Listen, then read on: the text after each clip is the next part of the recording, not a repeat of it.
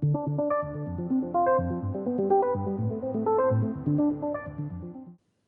have a quick question here from a subscriber saying that they've heard that some brokers trade against their own clients and wants to know whether this is true and how it can be avoided. So thanks for the question, and please don't ever apologize for questions like this. It's a real valid question, and we'll be happy to share some thoughts on this matter. Also keep in mind that I'm not an expert in all the nuanced differences between brokers. Some brokers might be slightly different, might have some slight variations on some of the things we'll discuss.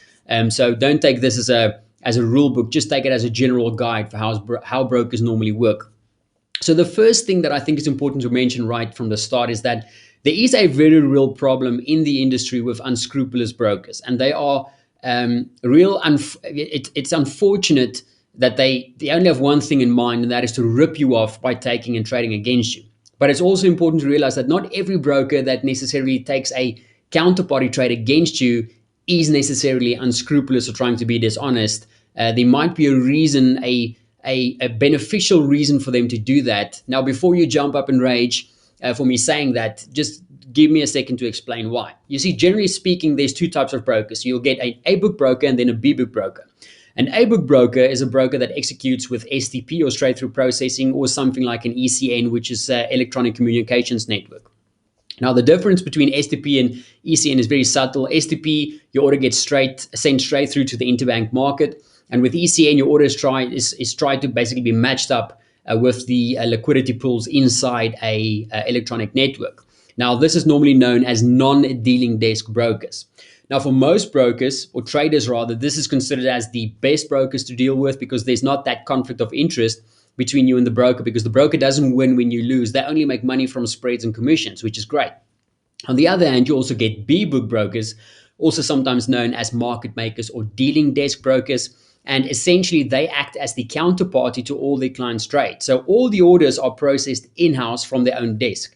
Now, for many, this is a really bad thing, obviously, because there's a huge conflict of interest when your broker wins, when you loses. And since they are the ones controlling the spreads as well as the commissions, so, if you have a very dishonest broker, they can manipulate or make the market to trade against you. And when you lose, they win. And even if, you win, they still win because they made money on the spread and the commissions. So just by weighing these two against each other, you can see why you would want to be trading with an A-book broker. However, there is one snag which has led some brokers to make a more combined approach. So you see, the one setback with an A-book broker is that your spreads can be very thin, which is great during high liquidity environments. But when liquidity is bad or dries up, your spreads are going to widen quite a bit. And also keep in mind, if your order goes through, you're straight through into the interbank market, and you're trading something like a news event, a very big, fast-moving market news event, you're almost guaranteed to get a very, very bad fill with those very big volatile markets, because nobody's going to want to take that counter trade against you. And if you sell, there's probably going to be a whole lot of liquidity already selling in that type of market.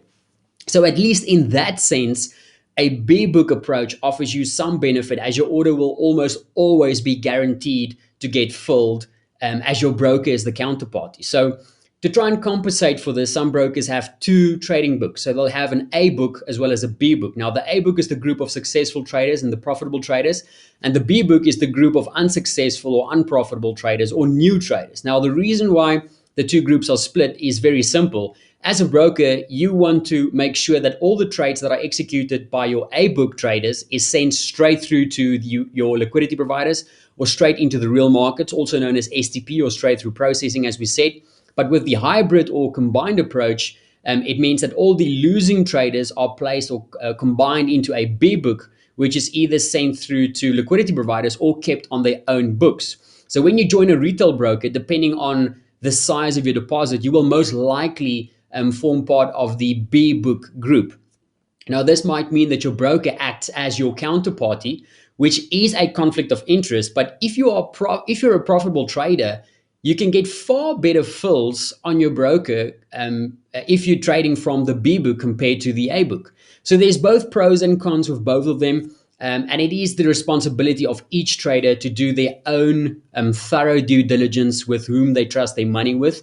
This is why we prefer not to recommend any brokers, because a broker might be great today, and then suddenly the company is sold tomorrow, and there's new management that takes over, and then everything changes. Or everything is fine, and suddenly someone at the broker, finds a way of stealing customers' money. Yes, these are extreme examples, but they do happen, right? And don't forget that in 2017, one of the largest forex brokers in the world was shut down in the US because they were telling the clients that they were ECN broker, but when they actually did the study, they found out that they actually acted as a B book broker by taking trades on their own books. Now, the reason they gave for that was saying that yes, they're ECN because they try to match trades, but if they couldn't match a trade quick enough in that electronic network, they took the order on their own books momentarily or temporarily, and then when eventually there was a counterparty, they shifted the trade over. So, just because a broker looks great, you never really know what is going on behind closed doors, which is why the choice of broker is a very, very personal decision for everybody. Now, the best thing that you can do, is know the difference, right? So make sure that your broker, ask them the important questions. How they execute their orders. If you don't like the idea of a B book, then try and find a broker that is an A book broker. But keep in mind that those type of brokers are usually a lot more expensive for retail traders to join. And always, always, always make sure that your broker is regulated and that they're regulated in a credible jurisdiction, right? So this is very important. Don't trade with brokers that are not regulated, or even if they are regulated, don't trade with them if they're regulated in only dodgy jurisdictions. Also, make sure that your funds are segregated. That's a very important question.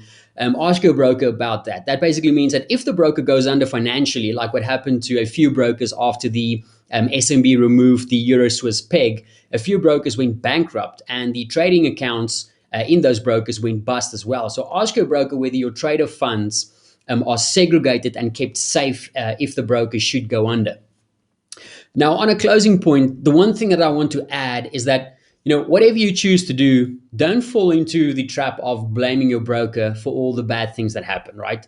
Volatility is a real thing. Variable spreads is a real thing. These things are going to happen everywhere. And no matter with who you trade with, they are going to continue happening. So, of course, if you spot something really off, like, your broker hikes your spread with 100 pips, takes you out of the trade, and then suddenly continues in the same direction seconds later, and you look at other brokers and you don't get that spike, obviously take your broker on about those things, and because those things also do happen and they should be corrected. But in general, if you are, or if you're trading with a reputable broker, focus on becoming a better trader yourself.